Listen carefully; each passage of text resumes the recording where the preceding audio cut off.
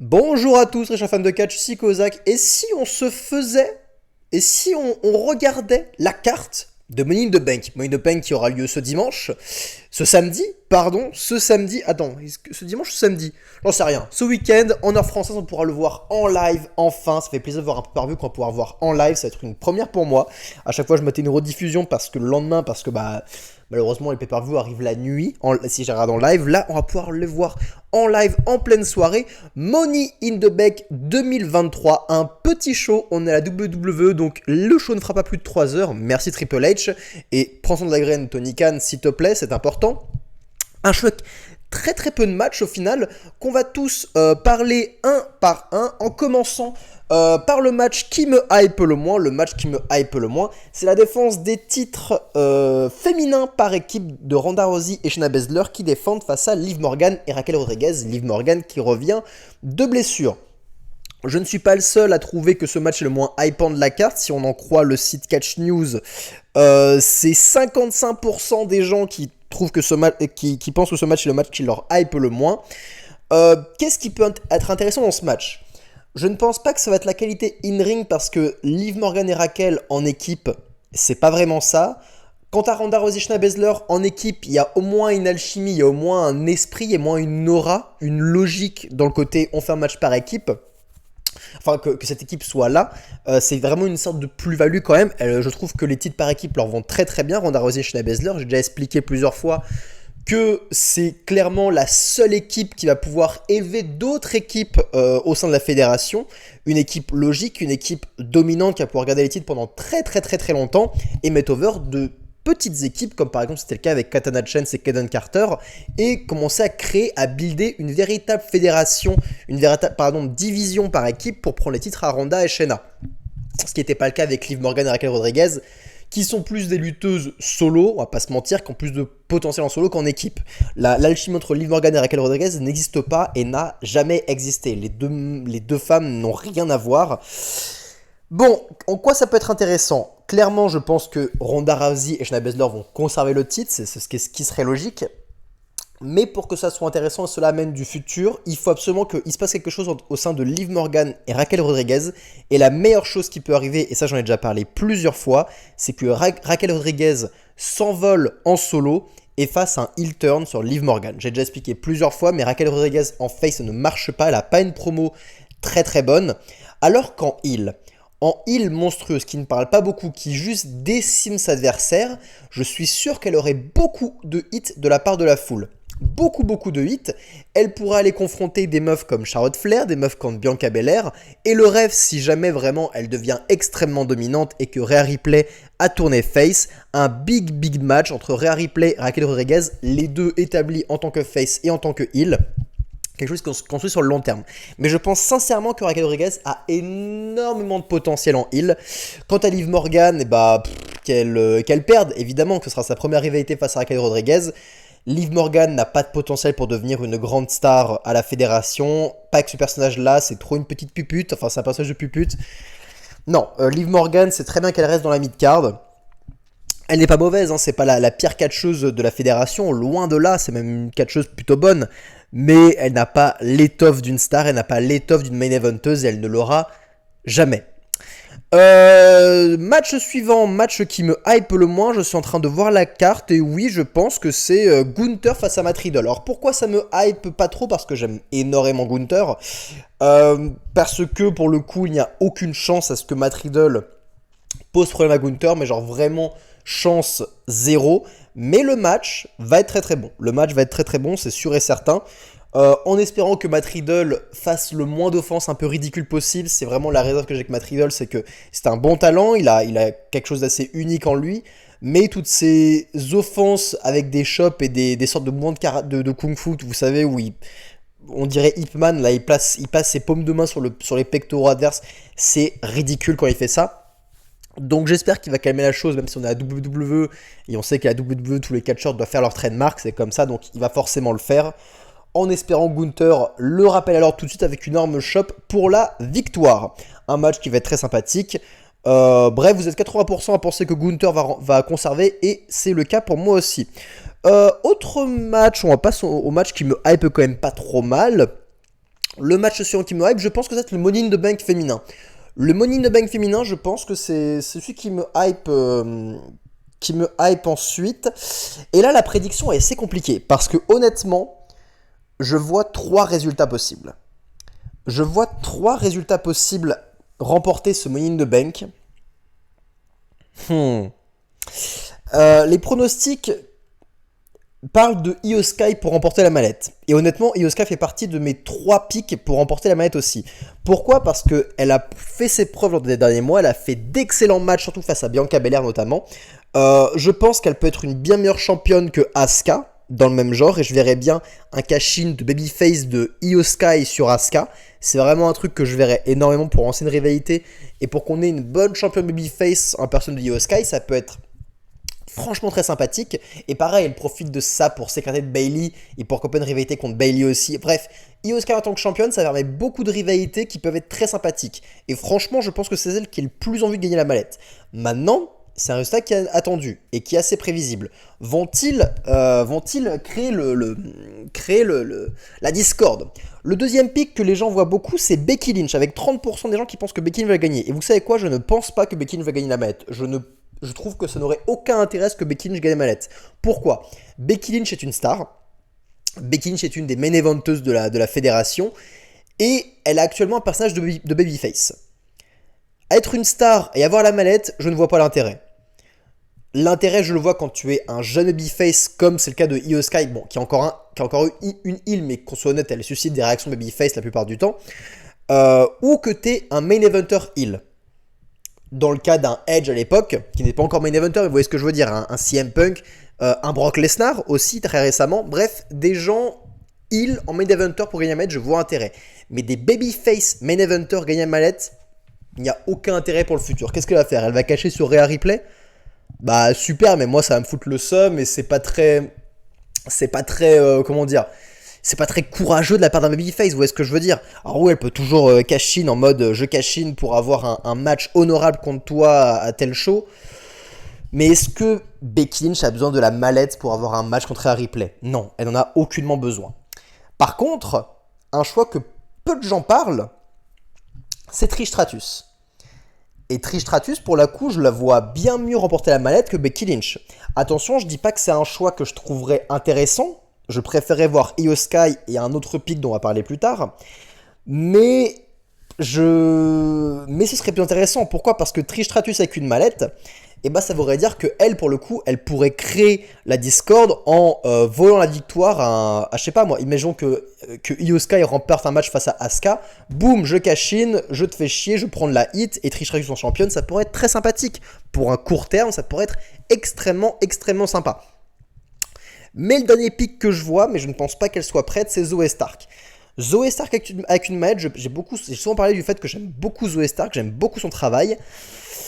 Mais il faut bien admettre que je ne pense pas qu'elle soit encore prête pour avoir la mallette et pour se présenter comme quelqu'un de légitime à la mallette. De toute façon, si vous voulez mon avis, dans le meilleur des mondes, je pense que Zoey Stark, Trish Stratus et Becky Lynch vont se coûter la victoire à L3. Elles vont être construites sur L3 pour continuer leur programme jusqu'à SummerSlam, ce qui va laisser Io Sky et Bayley au centre de l'attention. Bayley va tout faire pour prendre la mallette, mais Io Sky va en empêcher d'un moment et Io Sky va remporter la mallette. C'est quelque chose d'extrêmement prévisible, mais c'est quelque chose que je vois venir. Quant à Zelina Vega, elle va faire des spots sympathiques. Match suivant qui me hype le plus, je pense que c'est le match entre Cody Rhodes et Dominic Mysterio. Parce que ça va être jouissif, ça va être jubilatoire. En soi, ça va être Cody Rhodes contre l'intégralité du Judgment Day, on va pas se mentir. Enfin, pas contre l'intégralité, mais contre Dominic Mysterio et Rhea Ripley. Cody Rhodes va clairement affronter aussi Rhea Ripley qui n'est pas présente dans le show. Elle va poser beaucoup de problèmes à Cody Rhodes, c'est sûr et certain. Je pense qu'ils vont aller très très loin. Je pense que Cody Rhodes est si talentueux qu'ils vont vraiment nous faire croire que Dominic Mysterio va voler la victoire à Cody Rhodes à cause de Rhea Ripley, à cause de la hit que prend Dominic Mysterio, à cause de diverses triches qu'ils vont faire. Mais je ne vois quand même pas Dominic Mysterio prendre la victoire sur la plus grosse star actuellement. Enfin, pas la plus grosse star, mais je veux dire le plus gros babyface, le nouveau John Cena de la fédération, si vous voyez ce que je veux dire. Il faut continuer à établir un nouveau John Cena, et créer le fameux Cody Rhodes wins LOL. Il faut créer ce sentiment-là. Il faut le créer. Et même si ce serait drôle de voir Dominique gagner, continuer la rivalité, je ne pense pas que ce soit le cas. Je pense sincèrement que c'était juste simplement une rivalité de transition et que Cody Rhodes après pourra affronter d'autres membres du Judgment Day si Brock Lesnar n'est toujours pas revenu pour SummerSlam. Cody Rhodes l'emporte évidemment. Le match suivant qui me hype le plus, c'est le championnat du monde poids lourd, c'est Seth Rollins qui affronte Finn Balor. Un match qui va être franchement sympathique, la hype pour ce match a été bien bookée, ils ont fait de leur mieux. Je ne suis toujours pas très fan du règne de Seth Rollins, on va pas se mentir, je trouve que son personnage n'est pas hyper intéressant, je trouve que le chant des fans est de plus en plus agaçant, c'est wow, voilà, je fais mon thème, j'invente le nouveau thème de Seth Rollins, vous aussi faites de même. Oui, le match va être bon techniquement.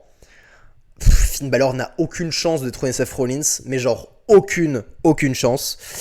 Vision de Seth Rollins, voilà, peut-être un bon match technique, je le verrais bien ouvrir le show, pourquoi pas. Mais voilà, pas plus.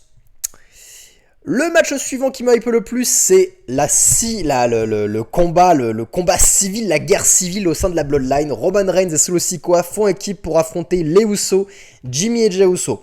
Ce que j'aime avec ce match, c'est que pour moi, il n'y a pas de bon vainqueur. La Bloodline, c'est le feuilleton au sein de la fédération. On a clairement un show de catch et on a après le feuilleton favori. On a la suite des Feux de l'amour, si vous voyez ce que je veux dire, la suite de notre série télé de Breaking Bad.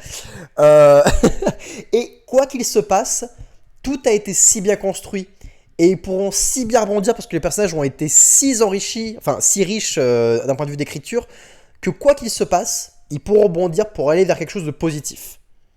Que Roman Reigns et Sikoa prennent la victoire et prennent de la hit sur les Usos, ça sera intéressant. Que les Usos prennent la victoire en faisant le tomber sur Solo Sikoa, leur petit frère, et que Roman Reigns soit déçu, etc., et que la Bloodline soit définitivement déchirée, ce sera intéressant. Que la Bloodline se réunisse de nouveau au sein de ce match, qui est un terrain d'entente, qui nous font croire ça, ce sera intéressant. Il n'y a aucun intérêt à ce que je donne mon pronostic, parce que pour moi, c'est genre juste la suite d'un feuilleton, la suite de votre film, et profitez, puisque c'est clairement hyper sympathique à suivre. On peut toujours se dire, est-ce que Roman Reigns aurait toujours dû être champion de la fédération puisqu'il n'a plus aucun adversaire en attendant Cody Rhodes lors du prochain WrestleMania, j'imagine, ou lors du prochain Royal Rumble, j'en sais rien. Mais clairement, on peut toujours remettre en question cette décision parce que le mec n'a pas défendu son titre depuis très longtemps et il n'y a aucune raison de le faire puisque il n'a aucun adversaire. Mais bon, l'histoire de la Bloodline continue, c'est toujours intéressant, c'est quand même ça. Et enfin, le match qui me hype le plus, c'est ce pour une bonne raison, c'est le Money in the Bank masculin. Damian Priest contre Butch, contre Santos Escobar, contre Shinsuke Nakamura, contre Logan Paul, contre Ricochet. C'est un match qui va être explosif, c'est un match qui va être très sympathique. Qu'on soit honnête, Butch, Santos Escobar, Nakamura et Ricochet n'ont aucune chance de remporter ce match. Le match se joue entre 3 personnes. Damian Priest, LA Knight et Logan Paul. Les gens pensent en majorité que LA Knight va remporter le match, avec un peu moins de 50%. Je rejoins cet avis. LA Knight doit remporter le Money in the Bank. Pourquoi ? Parce qu'il coche absolument toutes les cases du vainqueur parfait d'une mallette Money in the Bank. C'est un jeune catcheur, il a 40 ans, mais un catcheur de la mid-card, qui est actuellement un heel, donc qui peut, dans ses logiques avec son personnage, de cash-in et de voler une victoire à Babyface, par exemple, qui en plus suscite des réactions énormes et qui est over comme pas possible. C'est un des catcheurs les plus over de la WWE à l'heure actuelle, alors que c'est un mid-carder, on le rappelle. Il a une promo fantastique, il a une bonne philosophie de catch, il est capable de faire des bons matchs de catch. LA Knight, c'est un potentiel x1000 pour devenir un futur champion de la fédération. Avec la mallette Money in the Bank, il doit continuer à se builder, prendre de plus en plus de place au sein du main event en toisant des main eventers avec sa mallette, en devenant de plus en plus important dans ce domaine-là, pour finalement être prêt à littéralement être dans le main event et à devenir champion du monde poids lourd. Je ne pense pas qu'il cash-in sur Roman Reigns, mais je vois tellement LA Knight faire un cash-in sur Seth Rollins, mais tellement. Pas pour le moment, encore une fois. Il faut qu'il prenne le temps. Encore une fois, c'est quelqu'un qui peut avoir un règne de possession de Money in the Bank hyper intéressant, LA Knight. Mais clairement, je pense que c'est le truc le plus divertissant qu'on puisse avoir. LA Knight avec la mallette. Celui que je vois le moins des trois avoir la manette, c'est Damian Priest, même si je comprends le potentiel et que dans un scénario, par exemple, on aurait Finn Balor qui devient champion et Damian Priest qui obtient la manette Money in the Bank. Oui, Damian Priest est un excellent worker, je dis pas le contraire. Est-ce qu'il a l'étoffe d'être dans le main event? C'est encore ça mon souci. Franchement, Damian Priest, j'aime beaucoup son travail et je trouve que c'est un mid-carder parfait. Un excellent mid-carder et un worker qui peut se mettre over et mettre over les autres. Une véritable menace, un catcheur, une sorte de péripétie importante pour tout type de main eventer et une véritable confrontation, une véritable ultime épreuve pour tout type de mid-carder. Damian Priest, c'est un excellent worker. Est-ce que j'ai envie de le voir avec un titre mondial? Je ne pense pas. Et maintenant, pour moi, c'est qu'il y a un bon move de la fédération parce que jusque-là, LA Knight s'était plié que c'est lui qui allait remporter la mallette. La WWE a rajouté Logan Paul dans le Money in the Bank. Et c'est un move qui est parfait parce que honnêtement, Logan Paul a tout autant de chances de remporter la mallette que LA Knight. Je ne dis pas que ce serait quelque chose d'intelligent, mais je dis que Logan Paul avec une Money in the Bank, ce serait extrêmement divertissant. Extrêmement divertissant. Et pareil, le voir cash-in sur un Seth Rollins, ce serait très drôle. Ça provoquerait une hit nucléaire. On est d'accord. Et c'est une star. Et en plus, il pourrait ne jamais venir, il ne pourrait jamais être présent. Cette ceinture qui a été créée pour que ce soit une ceinture qui soit présente pour un catcheur qui cacherait tout le temps et que Logan Paul arrache sa ceinture à Seth Rollins, alors qu'en plus c'est du bagage entre les deux. Bref, c'est un nom qui est extrêmement logique et puis qui peut créer énormément de hits. Je vois la WWE mettre la Money in the Bank sur Logan Paul. Ça me ferait vraiment chier parce que pour moi, ça détruirait LA Knight. Tout le potentiel d'LA Knight, pour moi, repose sur la victoire de cette Money in the Bank. Mais je comprendrais leur décision de la mettre sur Logan Paul. Espérons que Vince McMahon ne va pas participer à des décisions créatives parce que s'il est là créativement parlant, c'est Logan Paul qui va remporter la match et non LA Knight parce que Vince McMahon n'aime pas LA Knight. C'est sûr et certain qu'il n'aime pas ce LA Knight. Nous verrons bien. Mais en tout cas, l'ajout de Logan Paul est intéressant parce qu'il crée vraiment une véritable tension dans le match.